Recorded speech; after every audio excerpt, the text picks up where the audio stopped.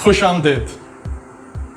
सबसे पहले मैं आप लोगों का शुक्रिया अदा करना चाहूँगा कि आपने मेरी पहली वीडियो देखी, मेरी हौसला अफजाई की, उसके ऊपर कुछ रिव्यूज़ दिए, कुछ फीडबैक्स दिए, पसंद किया, सब्सक्राइब किया, तो उसके लिए बहुत बहुत शुक्रिया। और उसी के अंदर मुझसे पूछा गया कि मैं ये जो लर्निंग प्रोग्राम शुरू कर रहा हूँ इसके पीछे ऑब्जेक्टिव क्या है मेरा। वैसे तो मेरा प्लान था कि मैं अपने इस लर्निंग सीरीज़ की दूसरी वीडियो आपसे शेयर करूंगा, लेकिन आपके रिव्यूज़ ने और आपके प्रॉपिंग ने मुझे इस चीज़ के ऊपर मोटिवेट किया कि मैं आज आपके साथ वो वजह बताऊं जिसकी वजह से मैंने ये लर्निंग प्रोग्राम डेवलप किया है। आज जिन दो चीज़ों पे मैं बात करूंगा वो नेशनल इश्यूज़ भी हैं, हमारे बहुत बड़े नेशनल इश्यूज़ हैं। उनमें से एक है अनएम्प्लॉयमेंट और दूसरा है लिटरेसी। इन दो चीज़ों की वजह से जो एक गैप क्रिएट हो रहा है हमारी सोसाइटी में, हम एक रिसोर्सफुल मुल्क होने के बावजूद अपने लोगों को यूटिलाइज नहीं कर पा रहे, ये हमारा सबसे बड़ा डायलेमा है। अच्छी तालीम और अच्छी तरबियत एक इंसान को पूरे मजमे में मुनफरिद कर सकती है, लेकिन आज हमारा डायलेमा ये है कि हमारा मुल्क 22 करोड़ आबादी वाला ये मुल्क, जिसकी 63% आबादी 25 साल से कम उम्र लोगों पे मुश्तमिल है। 25 साल से कम होने का मतलब ये है कि आप यूथ से भरे हुए हैं, और यूथ का मतलब है एनर्जी। और जिस मुल्क में अगर आपकी यूथ को आप अगर इतनी यूथ होने के बावजूद यूटिलाइज ना कर सकें तो वो बहुत ही बड़ा सेटबैक है उस नेशन के लिए। अगर मैं इसको एक आइसबर्ग से रिजेम्बलेंस दूं तो ये एक टिप है जो आपको पानी के ऊपर नजर आ रही है, लेकिन प्रॉब्लम कुछ और है। आज मैं उस पर बात करूंगा। प्रॉब्लम ये है कि आज हमारी जो लिटरेसी है, जो कि सो कॉल्ड 60+ में हम देखते हैं उस लिटरेसी को, लेकिन उस लिटरेसी के नीचे जो क्वालिटी ऑफ लिटरेसी है वो क्या है, हम उस पर आज बात करेंगे। हर साल हम 5 लाख से ज़्यादा ग्रेजुएट प्रोड्यूस करते हैं। वो 5 लाख जो बहुत ही ज़्यादा उम्मीदें लेके, जज्बे लेके ग्रेजुएशन की डिग्री लेते हैं और समझते हैं कि हमारे पास बहुत सी नौकरियां इंतज़ार कर रही होंगी, उनके ख्वाब कहाँ पे चकनाचूर होते हैं। एक ग्रेजुएट जब अपनी डिग्री कंप्लीट करता है तो उसके पास 3 ऑप्शंस होती हैं। पहली ऑप्शन है कि वो कोई नौकरी करे या फिर वो कोई अपना काम करे, कोई स्टार्टअप करे। मेजॉरिटी जो लोग पढ़ते हैं उनकी माइंडसेट होता है कि मुझे कोई ना कोई नौकरी करनी है। अब नौकरी 2 तरह की हो सकती है, एक गवर्नमेंट की नौकरी है और एक है प्राइवेट नौकरी या जो कॉर्पोरेट सेक्टर है, मैं उसकी बात करूंगा। गवर्नमेंट सेक्टर के अंदर पॉलिटिकल इन्फ्लुएंस इतनी ज़्यादा है कि कॉमन मैन की एक्सेस ना होने के बराबर है, और कॉर्पोरेट सेक्टर के अंदर कंपटीशन और जो डिमांड है लोगों की, उसके ऊपर जो कॉर्पोरेट्स हैं वो बहुत ज़्यादा चूजी हैं। जो ग्रेजुएट करके सिस्टम से बाहर निकलता है, 2 सवाल हैं उसके लिए। क्या मेरे लिए एक नौकरी रेडिली अवेलेबल है? दूसरा सवाल यह है कि अगर मुझे वो नौकरी मिल भी जाए तो क्या मैं उसके लिए पूरी तरह इक्विप हूं या स्किल्ड हूं कि मैं उस नौकरी को एफिशिएंटली परफॉर्म करके उसमें अपना करियर बिल्ड कर सकूंगा। तो चलें इन्हीं दोनों सवालों का जवाब ढूंढने के लिए थोड़ा आगे चलते हैं। हमारे मुल्क में 2 तरह के निज़ाम तालीम हैं। एक निज़ाम वो है जहां पे हमारे प्राइवेट ब्रांडेड एजुकेशनल इंस्टीट्यूशंस हैं, स्कूल से लेके कॉलेज और यूनिवर्सिटीज़ तक। और उसके बाद एक वो है जहाँ पे जो गवर्नमेंट स्कूल, कॉलेज और यूनिवर्सिटीज़ हैं, या फिर एवरेज यूनिवर्सिटीज़ हैं जो कि प्राइवेट छोटी यूनिवर्सिटीज़ हैं। तो इन दोनों का जो फ़र्क है उस पर मैं पहले बात करना चाहूँगा।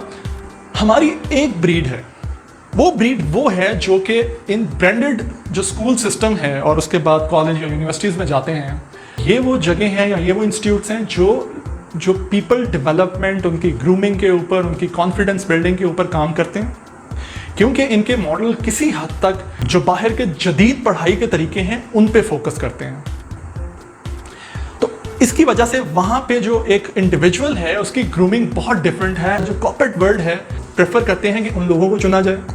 आपने ये देखा होगा कि जितने भी MTU प्रोग्राम्स बहुत बड़ी कॉर्पोरेट फर्म्स रन करती हैं, उसमें वो इन्हीं बड़ी यूनिवर्सिटीज़ के लोगों को या बच्चों को हायर करते हैं, और उसके बाद 3 से 6 महीने तक का एक बहुत ही ज़बरदस्त एक ऑर्गेनाइज्ड ट्रेनिंग प्रोग्राम इनके ऊपर रन किया जाता है, और इनको वो अपनी डिज़ायर के मुताबिक इनका स्किल सेट और इन्हेंस करते हैं।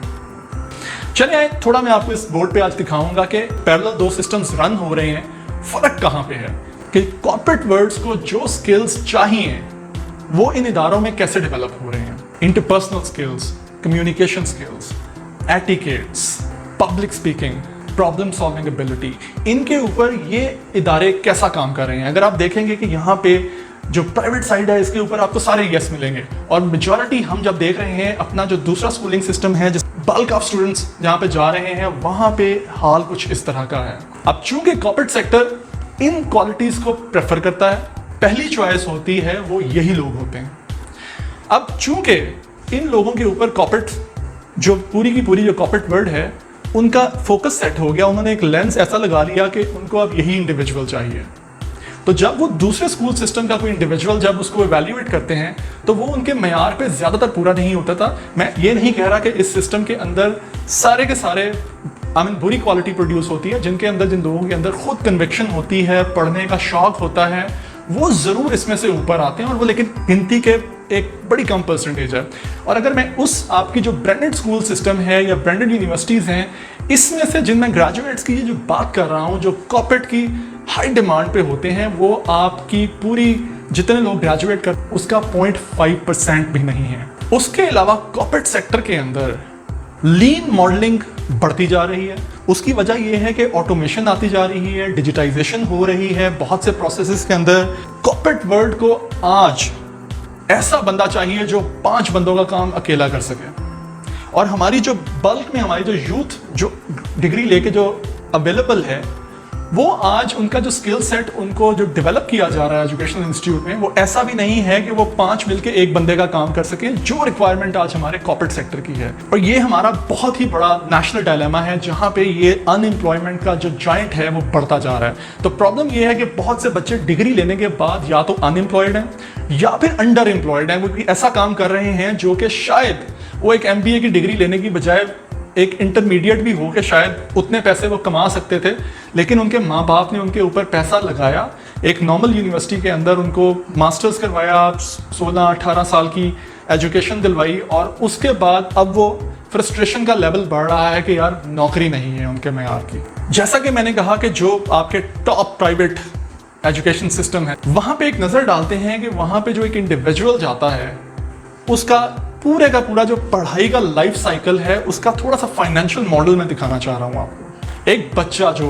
प्राइवेट स्कूल में जाता है, वो अपने प्री स्कूल से लेके A लेवल्स तक 15 या 16 साल तक उस स्कूल के साथ एसोसिएट रहता है। आज बहुत से स्कूल्स जो प्राइवेट स्कूल्स हैं, इनकी फ़ी तकरीबन कोई 25,000 से शुरू होकर 50-60 हज़ार तक भी जाती है। अगर मैं इसकी एवरेज लूँ 35,000 पर मंथ इंटू 12 महीने और इंटू 15 साल, मैं 16 भी नहीं कहता, मैं 15 साल कहता हूँ। 15 साल के ऊपर देखें कि ये इस स्कूल सिस्टम में एक बच्चा इस 12वां ग्रेड करने तक 6.3 मिलियन रुपीस उसके जो पेरेंट्स हैं उस पर स्पेंड कर चुके हैं। उसके बाद वो जब ग्रेजुएट करेगा किसी अच्छे बिजनेस कॉलेज या यूनिवर्सिटी में, वहां पे आप देखें तकरीबन उसको 1 मिलियन से 1.5 मिलियन के दरमियान पैसे चाहिए। इसी तरह अगर उसने मास्टर्स करना है तो फिर भी उसे 20 से 25 लाख लगाने हैं। तो अगर मैं इन सब की एवरेज आउट इनको कर लूं तो आप देखेंगे तकरीबन 1 करोड़ रुपया उस इंडिविजुअल के ऊपर लग चुका है। अच्छा, ये मैं आज के दिन के ऊपर ये सारी कैलकुलेशन कर रहा हूँ। इसमें अगर आप लॉन्ग टर्म में देखेंगे, ना मैं इसके ऊपर इन्फ्लेशन रेट ले रहा हूँ, ना ही मैं करेंसी डिवैल्यूएशन का कोई इम्पैक्ट डाल रहा हूँ। आज देखें, आज की डेट में ये पैसा आप एक इंडिविजुअल पे, बच्चे पे लगाएंगे, उसके बाद कहीं जाके वो उस कॉर्पोरेट वर्ल्ड में घुसेगा। ठीक है, वो आसानी से चला जाएगा, लेकिन मैं आपसे एक सवाल पूछता हूं कि वो इस फाइनेंशियल मॉडल को देखते हुए इसका ब्रेक इवन कब करेगा। ये सवाल आपके लिए, आप सोचें और मुझे भी बताइएगा। अब मैं थोड़ी बात करूं, हमारा जो करंट गवर्नमेंट है, काफ़ी अरसे से मैं देख रहा था, जब मैं मैनिफेस्टोस देखता था, बहुत सी जो हमारी यहाँ पे जो 2-3 बड़ी पार्टीज़ हैं, मुझे इस गवर्नमेंट के अंदर जो सबसे, इनके मैनिफेस्टो के अंदर जो सबसे अच्छी चीज़ नज़र आती थी, वो ये नज़र आता था कि एक ही निसाब अक्रॉस द बोर्ड होगा। लेकिन आज तकरीबन 2 साल गुजरने के बाद भी मुझे कोई उसमें चेंज नज़र नहीं आई। निसाब चेंज करना कोई बहुत बड़ा रॉकेट साइंस नहीं था जो कि अब तक किया जा सकता था। लेकिन यहाँ पे मैं बताना ये चाहूँगा, जो मैं आज ये जो सारी मैंने बातें बताई हैं, अब मैं उसके रीज़न की तरफ जाने वाला हूँ। रीज़न क्या है? मैं आज शर्तिया कहता हूं कि आप निसाब चाहे चेंज कर दें, लेकिन आपके जो बच्चे हैं इनकी ग्रूमिंग या डेवलपमेंट पे कोई फर्क नहीं आएगा। जी हाँ, कोई फर्क नहीं आएगा, क्योंकि फर्क निसाब नहीं है या फर्क किताब नहीं है। एक ही किताब आप दो इंस्टीट्यूट्स के अंदर दे दें तो दोनों के बच्चे डिफरेंट होंगे, क्योंकि उनके पढ़ाने का अंदाज और जो उस्ताद है और जो पढ़ाने का तरीका है ये डिपेंड करता है उस पे कि आप अपने जो यूथ को कैसे डेवलप कर रहे हैं। मैं थोड़ी मिसाल देना चाहूँगा जो इंटरनेशनल यूनिवर्सिटीज़ हैं। हार्वर्ड यूनिवर्सिटी की मैं बात करूँगा, मैं स्टैनफोर्ड यूनिवर्सिटी की बात करूँगा, मैं ऑक्सफोर्ड यूनिवर्सिटी की बात करूँगा। वहाँ पे जो डिफरेंस है पढ़ाई का, तो पढ़ाई का डिफरेंस क्या है, वहाँ पे सिर्फ 20 से 30% लेक्चर मोड है और 70 से 80% उनका काम प्रोजेक्ट बेस्ड है और केस स्टडीज हैं। आप ये देखिए जो लेक्चर मोड है, लेक्चर मोड पे आज भी हमारे बहुत से इंस्टीट्यूट, स्पेशली जो गवर्नमेंट इंस्टीट्यूट्स हैं, इस पे चल रहे हैं। लेक्चर मोड में आप कभी भी नहीं सीख पाएंगे। जो लेक्चर मोड और केस स्टडीज और प्रोजेक्ट्स का जो मिक्स है वो यहाँ पे बहुत बुरी तरह मैं उसको कहूँगा कि वो एक बहुत बड़ा रीज़न है। और उसके बाद जो प्रोजेक्ट के नाम पे स्टूडेंट्स को चीज़ें दी जाती हैं, हमारे वो स्टूडेंट्स उस पर मेहनत करने की बजाय कॉपी पेस्ट में चले जाते हैं। ये उनका कसूर नहीं है, क्योंकि उनको बचपन से सिखाया ही यही गया है। आज हमारे जो मेजॉरिटी इंस्टीट्यूट्स हैं वो सिर्फ दिमागों को फिल कर रहे हैं, फॉर्म नहीं कर रहे। यही सबसे बड़ी वजह है जो आज हम इस प्रॉब्लम के अंदर फंस चुके हैं। और इस प्रॉब्लम का सबसे बड़ा बेनिफिशियरी हमारे जितने भी ये जो ब्रांडेड इंस्टीट्यूट्स हैं, मैं इनको कहता हूं कि ये एजुकेशनल इंस्टीट्यूट से ज़्यादा ये बड़े अच्छे बिजनेस मॉडल्स हैं। मेरा ये जो प्लेटफॉर्म है, मेरा ये प्लेटफॉर्म उन्हीं लोगों के लिए है जो बच्चा आज किसी कॉलेज में या किसी यूनिवर्सिटी में पढ़ रहा है, जो अपनी डिग्री ले चुका है, जो डिग्री लेने के बाद नौकरी ढूंढ रहा है, या फिर नौकरी हासिल कर चुका है और नौकरी करने में प्रॉब्लम्स आ रही हैं क्योंकि उसके पास वो स्किल सेट नहीं है जिसकी मैंने बात की थी। तो मेरा ये जो एक हज़ारों मील का सफ़र है उसका मैंने पहला स्टेप लिया है। उस स्टेप में मैं चाहूँगा कि आप मेरे साथ शामिल हों।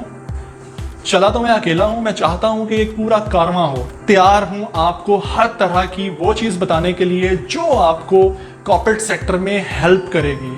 क्या आप मेरे साथ हैं? तो मेरा एम है कि इस जो यूथ का एक सैलाब है हमारे मुल्क में, इसको डेवलप किया जाए। डेवलप अगर हम आज यूथ को डेवलप करेंगे तो हमारी मुल्क की डेवलपमेंट होगी, प्रॉस्पेरिटी होगी। तो इस सफ़र में आप मेरे साथ रहिएगा, सब्सक्राइब ज़रूर कीजिएगा, बेल बटन को भी ज़रूर दबाइएगा ताकि आपको टाइमली मेरी वीडियोस आएँ। अब मैं इसके बाद अपनी कोशिश करूँगा कि मेरी जो स्किल डेवलपमेंट प्रोग्राम्स की वीडियोस हैं वो बड़ी फ्रीक्वेंटली आपके पास आती रहें और आप उसको देख के सीखते रहें। अगली मुलाकात तक अल्लाह हाफ़िज़। बहुत शुक्रिया।